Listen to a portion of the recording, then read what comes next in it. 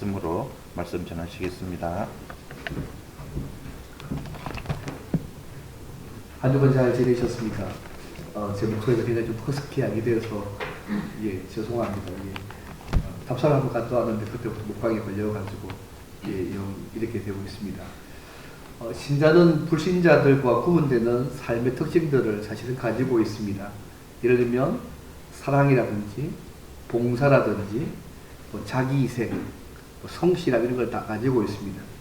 실제로 세계교회 역사나 한국교회 역사에 보면 이런 신자의 모습들이 잘 반영되어 있습니다. 예를 들면 아테네 철학자 알스터테드가요. 그 당시 황제에게 보낸 편지에 보면 예수 믿는 사람들에서 이렇게 평가합니다. 그들은 서로 사랑하며 과부에게 등을 돌리지 아니하며 불쌍한 고아들을 구해내며 가지지 아니한 자에게 내어주되 불평 없이 내어주고 가난한 자가 세상을 떠나면 그들은 능력이 닿는 데까지 장례 비용을 도와준다. 그 당시 예수 믿는 사람들의 모습이었다는 거죠. 그래도 오늘날 우리 신자들의 삶의 모습도 그렇게 비춰진지 잘 모르겠습니다. 2023년도에 기독교 사회 문제연구원에서요, 19세 이상 개신교인들과 비개신교인, 신자와 불신자 2,000명을 대상으로 설문조사를 한 적이 있는데요. 기독교에 대해서 불신자가요, 73%가 관심이 없다고 대답합니다. 그리고 30대 밑으로 아예 80% 이상이 무관심입니다. 그리고 기독교가 착한 이미지를 가지고 있다고 생각하는 사람이 1.2%밖에 안 됐다고 합니다. 물론 이 통계 안에 사람일지 모르겠지만 더 많은 좋은 삶을 살아가는 사람이 많이 있겠지만 이 통계에서는 그렇습니다. 그리고 한국 교회가 가지고 있는 사회적 이미지에 대해서는 거의 78%가 불공정하고 불투명하다. 그렇게 평가했습니다. 그리고 한국 교회의 그런 포용성은 배타적이라고. 응답이 64%였습니다. 그래서 기독교의 사회적 이미지가 불신자들과 비교해 봤을 때 특별히 다르지 않다고 62%가 대답했습니다. 물론 한 단면의 설문조사이겠지만 더 많은 신자들이 더 예쁘게 잘 살고 있지만 이렇게 보는 모습도 있는 것 같습니다. 사실 오늘 말씀은 하나님과 교제하는 생명 있는 자가 어떤 삶의 모습으로 살아가야 할지를 말씀하는 내용입니다. 오늘 말씀을 통해서 우리가 예수 안에서 생명을 얻은 우리가 어떤 모습으로 살아가야 될지를 또 한번 생각해 보는 시간이 되면 좋겠습니다. 그러면 하나님과 교제하는 생명 있는 자, 구원받은 우리는 어떻게 살아가야 될까요? 첫째는요, 형제를 계속 사랑해야 합니다. 형제 사랑은 우리가 사망에서 생명으로 옮겨진 참된 신자의 표시임을 보면 말씀하고 있습니다. 여러분, 우리의 신앙의 가장 중요한 게 뭘까요? 하나님 만나서 그분과 교제하는 것이지 않습니까? 그래서 성경은요, 생명이라고 영생이라고 표현합니다.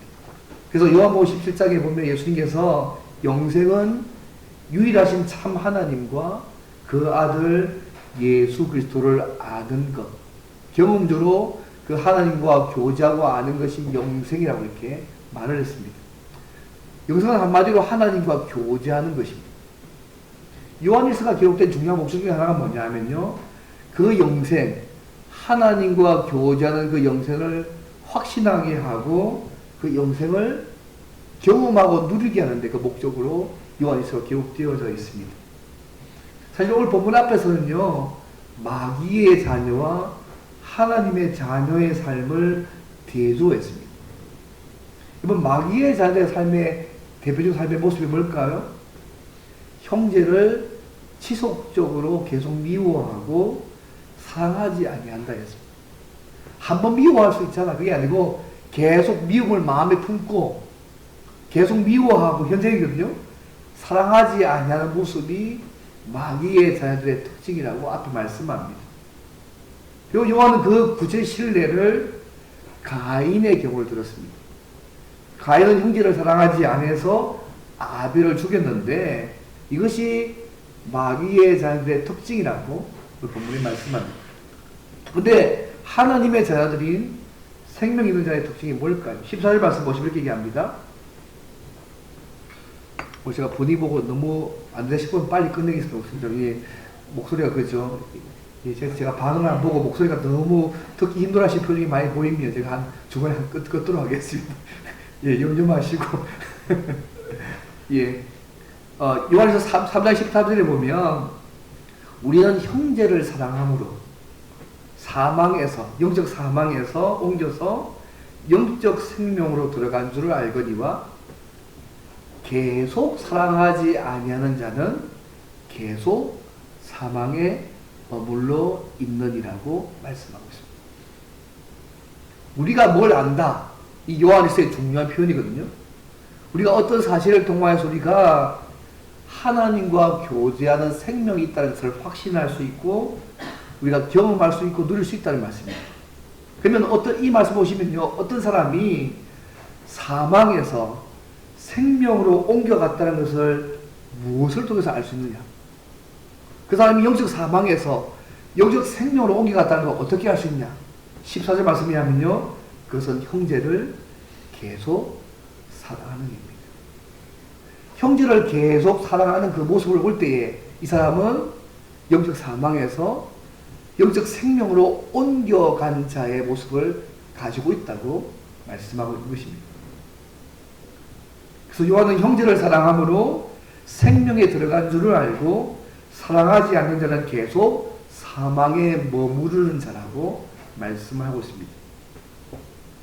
우리가 하나님과 교제하는 생명이 있음을, 구원받았음을 확신하고 누릴 수 있는 아주 중요한 표시가 뭐냐면 형제를 계속 사랑하는 모습입니다. 우리가 사랑이라는 선행으로 구원을 얻었다는 말씀이 아닙니다. 여러분. 구원받은 하나님의 백성은 계속 사랑을 행함으로 내가 하나님의 자녀임을 계속 증명한다는 것입니다. 여러분 신약 성경에 보시면요, 사랑을 성령의 9가지 열매 가운데 제일 첫 번째잖아요. 갈라디아서 2장에 보시면 사랑이 성령의 9가지 열매 가운데 제일 첫 번째라고 했습니다. 또 믿음의 실제에 대한 표징입니다. 갈라디아서 5장 7절에 이렇게 되어 있습니다. 그리스도 안에서는 사랑으로서 역사하는 믿음뿐이라. 사랑으로서 역사하는 믿음뿐이라. 그러니까 사랑이 믿음의 실제에 대한 실제 표정의 모습을 말씀합니다. 그리고 고린도서 13장에는요, 그리스도에게 항상 있어야 되는 세 가지가 있는데 그것이 믿음, 소망, 사랑. 그 가운데 가장 큰 것이 사랑으로 말씀하고 있습니다. 예수님도 요한복음 15장 이렇게 말씀하지 않습니까? 내 계명은 곧 내가 너희를 사랑한 것 같이 너희도 서로 사랑하는 이것입니다. 이런 말씀을 쭉 볼 때 그죠? 우리가 영적 사망에서 영적 생명으로 옮겨진 신자들은요, 사랑해야 되고 사랑할 수밖에 없는 자들입니다. 원래 이 사랑 자체가요, 영적으로 죽어 있는 자에게는 불가능한 삶입니다. 여러분 말세 징조 중에 하나가 뭔지 아시잖아요. 자기를 사랑합니다. 하나님을 사랑하지 않으니까 자기를 사랑하고 돈을 사랑하고 정욕을 사랑하는 것으로 확대되어 가거든요. 근데 하나님을 사랑하고 하나님이 사랑하는 사람들을 사랑하는 그 삶은 우리가 바뀌어지지 않으면, 새 사람이 되어지지 않으면, 성령께서 도와주지 않으시면 절대 우리의 삶 속에서 일어날 수 없는 일이라는 사실을 잊지 않으시면 되겠습니다. 지금 그거 얘기하고 있는 것입니다. 너희가 영적 사망에서 생명을 옮겨진 거 뭘로 알 수 있느냐? 형제를 지금 계속 사랑하는 그 모습 통해서 지금 알 수 있다고 지금 말씀하고 있는 것입니다. 이분 우리 주변에 있는 우리 지체들을 계속 사랑하려고 애쓰시죠, 그죠? 뭐 조금 한 번씩 미워하셔도 그죠? 오래 너무 멀지 않고 그죠? 계속해서 사랑하려고 애쓰시고 계시죠. 그러면 우리가 하나님과 교제하는 생명을 소유하는 삶을 살고 있는 것이고요. 하나님과 교제하는 그 생명을 우리의 삶 가운데 누릴 수 있습니다. 그러나 그 형제를 미워하고 계속 미워하고 사랑하지 않는 자는요, 하나님과 교제하는 자가 아니고 마귀에게 속해서 마귀의 지배를 받고 있다는 사실을 기억하면 되겠습니다. 뭐 한 번 미워한까지 얘기한 게 아닙니다. 계속 미움에 꽉 처박혀가지고 그것이 삶에 아예 둥글 앉아서 계속해서 미워해서 사랑하지 않는 그 삶이 하나님과 교제하는 생명 가진 자의 삶이 아니라고 지금 말씀하고 있는 것이고, 마귀에 속해서 마귀의 지배를 받는 삶을 살고 있다고 말씀하고 있음을 주께 볼 필요가 있습니다. 신자가 하나님의 자녀를 사랑하지 않는 거 영적으로 죽었다는 증거입니다. 그래서 우리가 형제를 계속해서 사랑하는 것은요, 하나님과 교제하는 생명을 가지고 있다는 증명적인 모습입니다.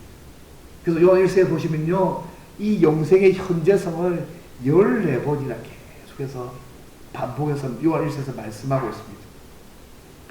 15절 보십시오.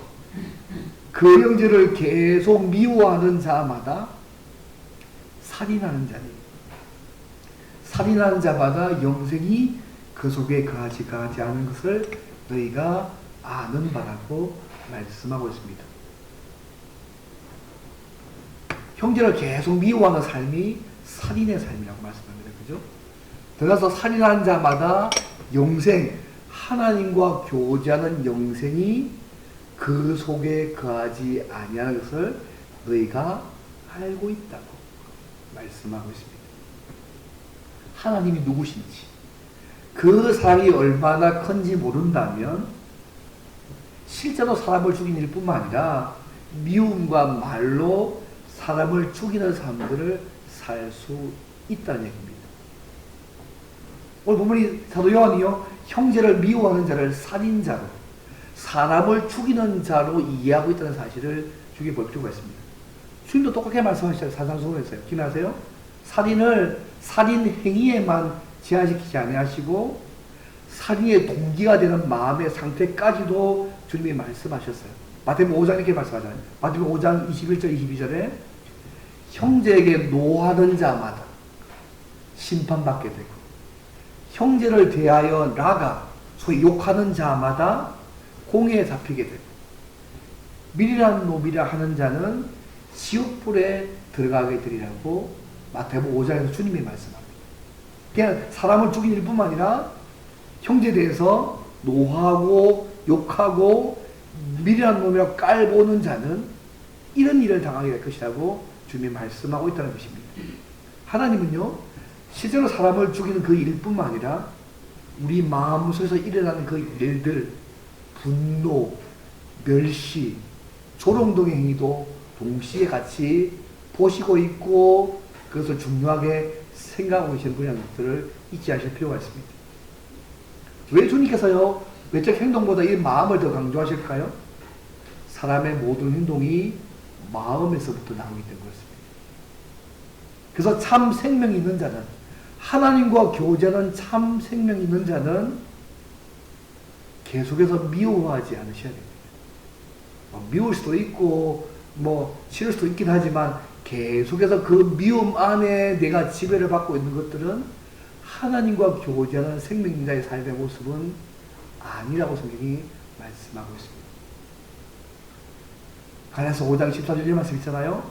형제들아 오직 사랑으로, 그 다음 서로 종노릇하라. 사랑으로 서로 종노릇하라고 말씀하고 있습니다. 마틴 로이드 조성 목사님 이 본문을 가지고 이렇게 했습니다. 사도 요한이 사랑하라고 명령했지 좋아하라고 명령하지 않았다고. 오늘 말씀에 사랑하라고 했지 좋아하라고 명령하지 않았다는 거죠. 우리가 어떤 성도들을 대할 때 그죠, 기질적으로 나와 잘 맞지 않는 성도가 있을 수 있잖아요. 저 사람은 기질적으로 나와 절대 안 맞아. 또 우리가 좋아하기 힘든 면을 가지고 있는 성도가 있을 수 있잖아요. 충분히 그럴 수 있잖아요. 관계 다양하니까. 똑같을 수 없으니까. 근데 사랑은요, 그 불편함, 그 어려움을 뛰어넘어서 좋아하는 사람처럼 대하는 것이라고 이 마틴 로이드 선생님이 이 부분을 그렇게 표현하죠. 재밌게 표현하죠. 사랑하는 것은 뭐냐면 그 불편함, 나와 기질이 맞지 않는 그 불편함, 또 내가 정말 좋아하기 힘든 데를 가지고 있지 않는 그 어려움을 뛰어넘어서 내가 좋아하는 사람처럼 대하는 것이 사랑하는 것이다. 지면의 표현 아닙니까? 불편함과 어려움을 넘어서서 우리가 성령의 도우심으로 사랑할 수 있게 해달라고 늘 기도할 필요가 있는 것입니다. 이것은 우리 힘으로 불가능합니다. 말씀드리지만 이것은 우리가 예수 안에서 바뀐 사람으로서 성령 하나님이 도와주셔야지만 가능한 영역입니다. 이건 불명합니다. 사랑의 문제는요, 우리가 한다고 하는 문제가 아니고 성령께서 날마다 도우셔야지만 할 수 있는 것이 그분이 말씀하신 사랑입니다. 예전에요, 독일 신학자 가운데 윌리엄 몰토바니안 교수가 한번 우리 한국에 여러 번 왔었습니다. 그래서 국민연구에서 이 사람하고 이제 인터뷰를 했는데요. 한 질문을 합니다. 한 기자가 이렇게 질문을 합니다. 몰토반 교수님, 당신의 지난 시절을 회고해 볼 때 과연 인생이 무엇인 것 같습니까? 인생이 무엇이라고 생각하시냐고 이렇게 오랜 노 교수에게 국민연구 기자가 물었습니다. 근데 이 사람 대답이 재밌습니다. 인생이란 사랑 가운데 거하는 것입니다. 사랑 가운데 거하고 사랑을 주는 것이 인생이 아닐까요? 사랑을 주지 못하면 죽은 것입니다. 형제 사랑이 없는 그리스도인은 관 속에 누워있는 신자일 뿐이라. 저는 이 사람의 말이요, 신자의 삶에 대해서 잘 말한 것 같습니다. 사랑 가운데 거하고 사랑을 주는 것이 인생이고, 사랑을 주지 못하면 죽은 것이고, 형제 사랑이 없는 그리스도인은 관 속에 누워있는 신자일 뿐이라. 굉장히 충격적인 말씀을 하신 것입니다. 사랑하는 성도 여러분, 갈수록 개인주의가 심해지고 자기 중심적인 삶을 추구하는 사람이 많아지는 시대에 살고 있습니다. 여러분, 말세의 징조 중에 하나가 뭐냐 하면 자기를 사랑하는 것입니다. 이런 시대에 우리가 하나님과 교제하는 생명이 있는 자로서, 구원받은 자로서 어떤 사람들을 내가 생각할 때 기질적으로 맞지도 않고 내가 좋아하기 힘든 부분이 있다고 할지라도 여전히 계속 형제를 사랑해야 합니다. 미워하지 않고 계속 사랑해야 합니다. 한 번은 미워하십시오. 그런데 계속 그 미움이 계속 내 삶을 서럽지 않게 하실 필요가 있습니다. 혹시 내 삶을 돌아보실 때에 내가 절대 저 사람은 내가 평소에 상종도 안 할 거야, 내 인생에 제껴놓은 사람들 혹시 있습니까? 미움이 알고 표현할지 모르겠지만 나와 전혀 관계할 수 없는 어떤 사람이라고. 미움에 표현할 수 없겠지만 어쩌면 비싼 일을 하고 있는 거 아니겠어요? 혹시 그런 분이 있다면 성령 하나님의 도우심으로 다시 그분을 향한 사랑을 다시 시작하시면 좋겠습니다. 하나님께서 우리에게 원하신 모습은 그죠? 주님이 우리를 사랑하셨던 것처럼 형제를 계속해서 사랑하는 것입니다. 이것이 우리가 영적 사망에서 영적 생명으로 옮겨진 참된 신자의 모습이라고 그 본문이 말씀하고 있습니다. 반대로 우리가 형제 사랑을 계속 하지 않으면, 계속 우리가 미워하는 삶을 계속 살면 현재 영적으로 상태로 죽어 있는 삶을 살고 있는 것이고 마귀의 지배의 삶을 살고 있는 것이라고 말씀하고 있음을 주의해 볼 필요가 있습니다. 그래서 눈에 보이는 형제 자매를 계속 사랑함으로, 한 번은 미워하십시오. 내가 근데 그 미움이 계속 오래가지 않으면 좋겠습니다. 빨리 끝내셔서 다시 성령의 도우심으로 사랑하기 시작하십시오. 좋게는 기도함으로, 좋게는 어쨌든 사랑의 반응을 표현함으로, 또 정서적 사랑을 표현함을 통해서 사랑함으로 우리가 하나님과 교제하는 자임을 날마다 그 사랑의 삶을 통해서 증거하며 살아가는 저와 여러분 되시면 좋겠습니다. 이 첫 번째 모습입니다. 두 번째 모습은요, 왜 우리가 이렇게 사랑해야 될까? 한마디로요, 예수님의 십자가의 사랑을 우리가 이미 알고 경험했기 때문에 그분처럼 목숨 다해서 형제 사랑해야 된다는 말씀입니다. 그래서 우리가 늘 주의 사랑에 주신 넓이와 깊이와 높이가 어떠함을 늘 깨달을 필요가 있습니다. 그래서 성도를 향한 사랑이 방전될 때마다 반드시 하나님의 사랑으로 충전될 필요가 있습니다. 내가 좀 누구를 향한 사랑이 좀 약해진다. 이것은요, 나를요, 나에게 베푸신 하나님의 그 사랑을 다시 깊이 묵상하셔서 그 사랑으로 충전하셔가지고 그 사랑에 힘입어서 다시 사랑하는 사람들을 살아가는 것이 본문 말씀입니다. 그게 12절 말씀입니다.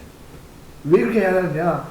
그가 우리를 위해서 목숨을 버리셨으니 우리가 이로써 사랑을 알고 이로 형제들을 위해서 목숨을 버리는 것이 마땅하다고 말씀하고 있습니다. 바로 세 번째 넘어가서요. 제가 빨리 넘어가고 있습니다. 그러면 이런 주님의 사랑을 알고 있는 사람이 어떻게 우리가 사랑을 실천해야 될까?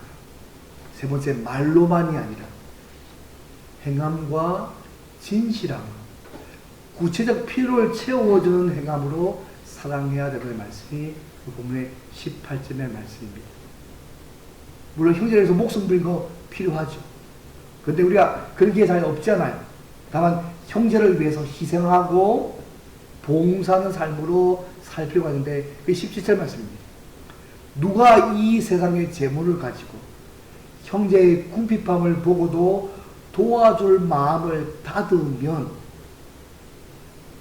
하나님의 사랑이 어찌 그 속에 거하겠냐고 말씀하고 있습니다.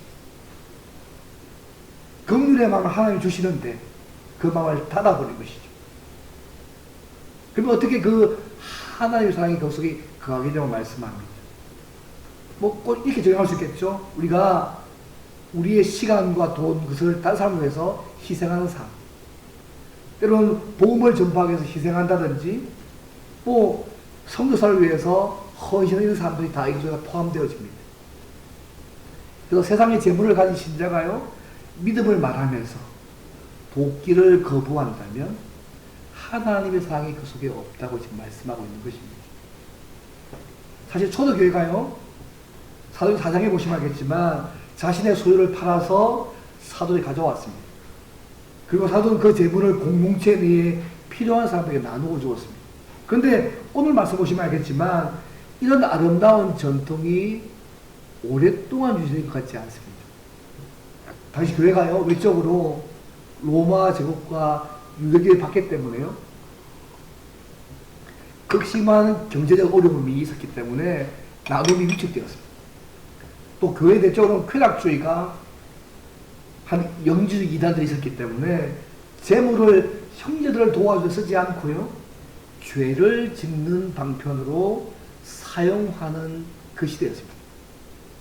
그래서요, 사도 요한이 이런 상황을 잘 알고 있기 때문에 다시 한번 18절에 말씀합니다. 자녀들아, 우리가 말과 혀로만 사랑하지 말고 행함과 진실함으로 사랑하자고 말씀하고 있습니다. 이러한 구체적 일에 실천하지 않는 사람이 어찌 하나님의 사랑에 가한 사랑에 가하냐고 말씀하고 있습니다. 여러분, 세상 사람은 서로 미워하고 질투하잖아요. 희생하기 싫어합니다. 그러나 우리는요, 예수 생명이 있는 자이기 때문에 다른 사람으로서 희생하고 손해보기도 하고 서로 사랑하고 그 삶들을 우리는 살아갈 수 있습니다. 왜요? 성령께서 도와주면 그 삶이 가능합니다. 우리 혼자 힘은 불가능합니다. 늘 그리스도에 주신 그 사랑을 충만해서 성령께서 도와주시면 형제의 필요에 대해서 그것을 보고 내가 가진 것을 가지고서 나눠주고 섬기는 삶들을 살 수 있다는 것을 분명히 말씀하고 있습니다. 여러분, 기독교의 신앙은 말에 있는 것이 아니고 행함에 있습니다. 믿음은 행동으로 표현되는 것입니다. 행동하는 그 사랑, 이것이 우리 안에 예수님과 교제하는 생명이 있다는 구체적이고 실제적인 증명임을 오늘 본문이 말씀하고 있습니다. 우리 안에 예수님의 생명이 있다는 것이 증거가 뭘까요? 한마디로 형제를 계속 사랑하는 것입니다. 그래서 요한일서 4장 20절에 보이는 형제를 사랑하지 아니하는 사람이 보이지 아니하는 하나님을 사랑할 수 없다고 말씀합니다. 눈에 보이는 형제를 사랑하지 않는 사람이, 형제가 어렵고 있는 상황에 있을 때 그걸 사랑하지 않는 사람이 어떻게 눈에 보이지 않는 하나님을 사랑할 수 있냐? 사랑할 수 없다고 말씀합니다. 누구든지 하나님을 사랑한다고 하면서 그 형제를 미워하는 자는 거짓말하는 자라고 말씀합니다. 보는 바 그 형제를 사랑하지 아니하는 자는 보지 못하는 바 하나님을 사랑할 수 없다고 말씀하고 있음을 기억하시면 좋겠습니다. 한 가지 이야기하고 마치겠습니다. 오늘 최대한 제가 빨리 마치려고 했습니다. 제가 좋아하는 허슨 테일러 선교사님께서요, 중국에서 한 80년간 세계를 쭉 바치고 나서 젊은 선교사들이 이 선교사님께 좋은 듣기 위해서 방문한 적이 있었습니다. 그래서 그가 젊은 선교사님에게 묻습니다. 당신은 왜 선교를 감당하려고 합니까? 젊은 선교사가 이렇게 얘기합니다. 이 황무지 같은 이 중국 땅에 교회들이 서는 것을 보고 싶습니다. 또 어떤 사람은 이 중국 사람들이 보고 믿고 미개한 삶에서 벗어나기를 원합니다. 얼마나 거창하고 좋은 이유입니까? 그때 이 테일러 선교사가 이렇게 웃으면서 얘기합니다. 나는 아닙니다. 중국이 사랑스러울 수도 아니고 이곳 생활이 즐거울 수도 아닙니다. 모래바람이 일고 미개한 사람들이 살고 있는 이 문명의 볼모지가 무엇이 그리 좋습니까? 이처럼 내가 이곳에 있는 것을 원하지도 아니하고 즐거워하지 않음에도 불구하고 이 일을 위해서 목숨을 벌 수밖에 없는 무엇이 내 안에서 역사하고 있습니다. 그것은 주님께서 나를 위해 죽으셨기 때문입니다. 십자가의 사랑에 붙잡히면 조금도 사랑스럽지 않은 것을 그 사랑으로 말미암아 사랑하게 된다. 조금 더 즐겁지 않은 것을 그 사랑으로 말미암아 즐거워할 수 있게 된다. 도저히 내 힘으로 감당할 수 없는 그 어려운 십자가의 길을 강고나시는 사랑으로 말미암아 기뻐하며 걸어갈 수 있다. 우리가 형제 자매를 사랑하는 것은 십자가의 사랑을 우리가 알고 있고 그 사랑이 우리를 강군하기 때문에 그렇습니다. 저는 그 말이 참 의미가 있다고 생각합니다. 그리스도의 사랑이 나를 강군해서 움직이시니까 내가 싫지만 사랑하지 않지만 사랑하게 되어지고 즐겁지 않지만 즐거워하게 되어지고 힘들지만 그 힘들기를 기쁘고 즐겁게 걸어갈 수 있게 된다고 고백하는 거 알겠습니다. 말씀 맺겠습니다. 사랑하는 여러분, 예수님께서 죽기까지 우리를 사랑하셨습니다. 하나님을 사랑하십니까? 그럼 우리가 가진 것으로 궁핍한 형제 자매들을 도우시면 좋겠습니다.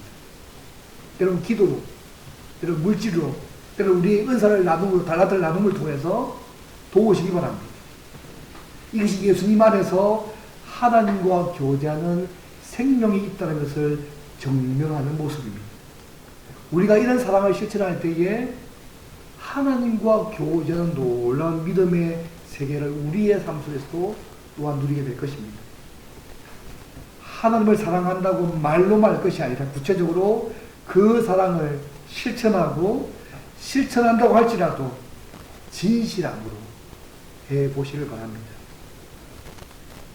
계산적이나 가시적이 아니고 진실함으로 하시기 바랍니다. 그러면 하나님이 우리 가운데 거하시며 교제하시는 신비한 기쁨을 우리의 삶 가운데 누리게 될 것입니다. 혹시 우리가 베푸는 그 사랑의 행동 때문에요, 믿지 않는 자들에게 하나님을 보여주는 통로도 사용이 될 것입니다. 너희가 서로 사랑하면 세상 사람들이 너희가 내 죄자인지를 알게 될 거라고 말씀하시지 않습니다. 우리 그 모습 자체가 하나님을 드러낸 또 다른 모습이라는 사실을 잊지 않으시면 좋겠습니다. 우리가 지난 맥주 감사한금을 그렇죠? 지난주 하셔가지고 이 지역에 있는 독거노인, 한부모 가정, 결손 가정을 돕는 일을 저희가 곧 합니다. 이번 주에 곧 보게 될 것인데요. 그것도 그 사랑을 표현하는 방법 중에 하나입니다. 어쨌든 어떤 방법이든 간에 작은 일부터 하나님의 사랑을 실천함으로 예수님께서 우리 안에 계심을, 우리가 예수님 안에 있는 것을 증거하며 경험한 삶들을 살기를 바랍니다. 말씀을 맺겠습니다. 생명 있는 자의 삶의 특성은요, 형제를 미워하지 않는 것만이 아니라 적극적으로 진실함으로 계속 사랑하는 삶으로 나타납니다. 그런데 이 삶이 말로만이 아니라 성령 하나님의 도우심으로 행함과 진실함으로 그 삶들을 살아가시면 좋겠습니다. 그래서 반갑게 누가 오면 반갑게 인사하시고요, 교제하시고 시간을 함께 보내고 서로를 위해서 기도해 주는 것, 필요를 발견하고 그 필요를 채워주는 좋은 방법 중에 하나입니다. 우리의 시간, 우리의 재능, 영적 은사, 재물의 일부는 반드시 다른 지체의 필요를 채우기 위해서 사용하셔서 서로의 기쁨을 채우는 삶들을 살아가시면 좋겠습니다. 그래서 그런 우리의 모습을 통해서 많은 사람들이 하나님의 사랑의 모습을 알고 하나님을 만나는 귀한 통로로 저희 모두 다 쓰임받는 저와 여러분 되시기를 주님을 바랍니다. 우리 함께 말씀을 기도하면 좋겠습니다. 하나님, 예수 믿게 하셔서 감사합니다. 내가 받은 그 사랑맞게 사랑하게 도와주시고, 내가 형제를 위해서 때로 시간으로 물질로 그들을 섬기는 구체적인 사랑의 모습을 가지고 사랑하게 도와주십시오. 우리의 힘으로 불가능하오니 성령께서 도우셔서 이 사랑의 삶을 삶으로 하늘을 누릴 뿐만 아니라 여기서 있는 하나님을 잘 증거하는 우리의 삶이 될 수 있도록 도와달라고 함께 동서와 함께 기도하겠습니다. 기도하겠습니다.